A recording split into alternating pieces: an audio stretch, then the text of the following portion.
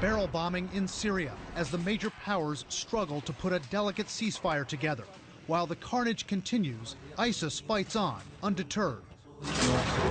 And a fresh warning from America's top spy. CIA Director John Brennan telling CBS's 60 Minutes ISIS will try to attack inside the U.S.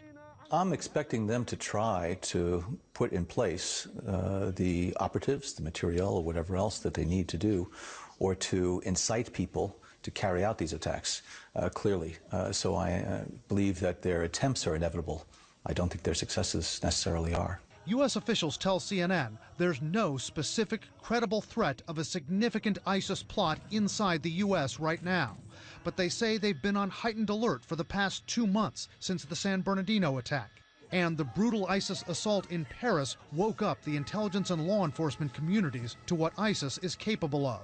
Why hasn't ISIS launched a Paris-style attack so far inside America? Partially is geography, the distance between here and Syria and Iraq, the fact that you have a very small number of Americans who are part of ISIS, while in Europe you have thousands of individuals, here you have just a few hundred. You have a heightened attention from the FBI and the intelligence community. Analysts say a more realistic scenario is for ISIS to instigate a lone wolf attack from afar, similar to what happened in Garland, Texas last May. 2 gunmen tried to shoot up a Prophet Muhammad drawing contest, but were killed by law enforcement outside the event. One of the attackers was believed to have been inspired over social media, possibly even directed by Junaid Hussain, a notorious ISIS operative in Syria, later killed in a U.S. drone strike. While the Garland attack failed, it still served as an instrument for ISIS to instill fear inside America. The Texas shootings were very good for ISIS. In terms of its international portrayal of itself, it demonstrated that ISIS had tentacles, as it wanted the world to see, that stretched all the way into the heart of the Crusader enemy.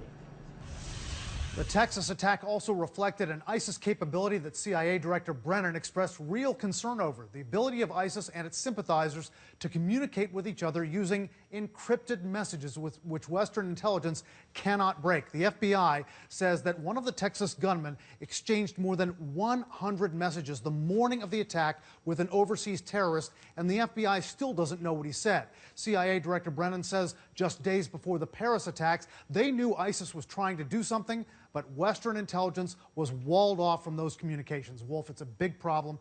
The intelligence directors complain about it every chance they get. When they say